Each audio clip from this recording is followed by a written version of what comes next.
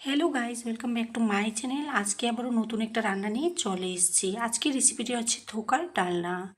নিরামিষ দিনে এই রেসিপিটি একবার হলেও ট্রাই করে দেখবে, খুবই সুস্বাদু হয়। আর এই রেসিপিটি পাতে থাকলে কিন্তু অন্য কিছুই লাগবে না, এই রেসিপিটি দিয়ে পুরোপুরি ভাত খেয়ে নিতে পারবে। তাহলে চলো আমি কিভাবে এই ধোকার ডালনাটা রান্না করেছি সেটাই তোমাদের সাথে শেয়ার করব।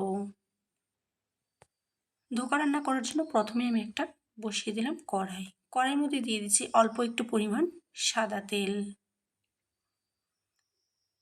এই পর্যায়ে তেলটা গরম হয়ে গেছে। এই পর্যায়ে আমি এর মধ্যে দিয়ে দেব ধোকার পাউডারটা। আমি এখানে বাজারে কেনা ধোকার যে পাউডারটা পাওয়া যায় সেইটা ব্যবহার করছি। তোমরা চাইলে কিন্তু বাড়িতে বানিয়ে নিতে পারো বুটের ডাল দিয়ে।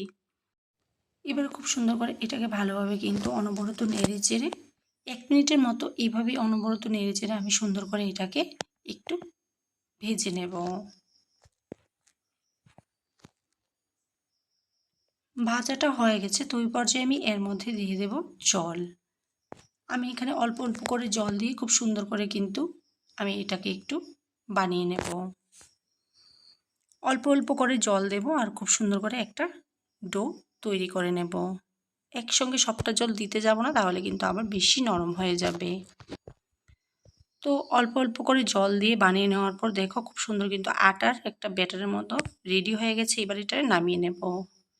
তারপর আবারও কড়াইয়ে দিয়ে দিলাম পর্যাপ্ত পরিমাণ অনুযায়ী সর্ষের তেল। তেল গরম হলে প্রথমে আমি কিছু পরিমাণ আলু কেটে নিয়েছি, আলুগুলি দিয়ে দিলাম। এরপর দিয়ে দিলাম হলুদের গুঁড়ো আর দিয়ে দিচ্ছি অল্প একটু লবণ। দিয়ে আবারও খুব সুন্দর করে এগুলিকে ভালো করে একটু নেড়ে চেড়ে ভেজে নিতে হবে। তারপর ঢেকে আমি কিছুক্ষণ মিডিয়াম ফ্লেমে এগুলিকে একটু ভেজে নেব। প্রায় 2 থেকে 3 মিনিটের মতো মিডিয়াম টু লো ফ্লেমে ভেজে নেওয়ার পর এবারে কিন্তু আমার আলুগুলি খুব সুন্দর করে ভাজা হয়ে গেছে। এই পর্যায়ে এগুলিকে আমি একটা প্লেটে তুলে নেব।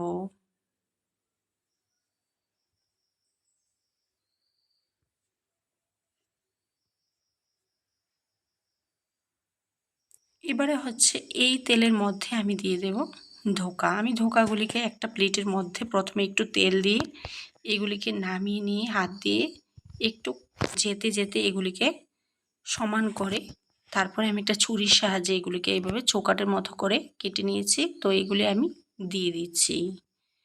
অবশ্যই কিন্তু তেল মাখিয়ে তারপরে এগুলিকে চেপে চেপে তারপরে কিন্তু এগুলিকে সুন্দর করে কেটে নিতে হবে।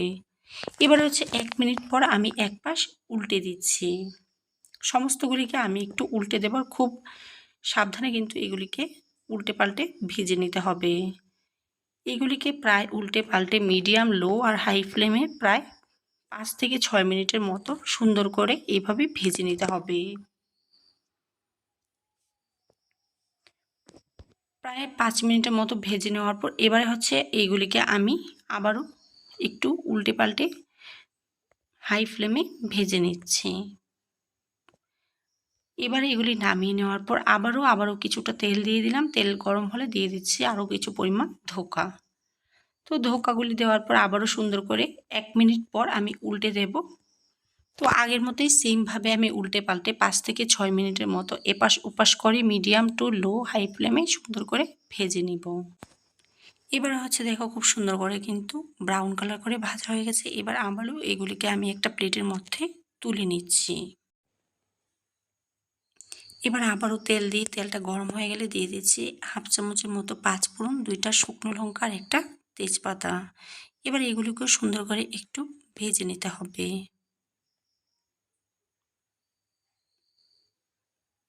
ভাজা হয়ে গেলে এবারে আমি এর মধ্যে মিডিয়াম সাইজের একটা টমেটো, হাফ চামচ জিরে গুঁড়া, হাফ চামচ ধনে গুঁড়া, হাফ চামচ লঙ্কা গুঁড়া আর দিয়ে দিয়েছি পরিমাণ অনুযায়ী হলুদের গুঁড়া।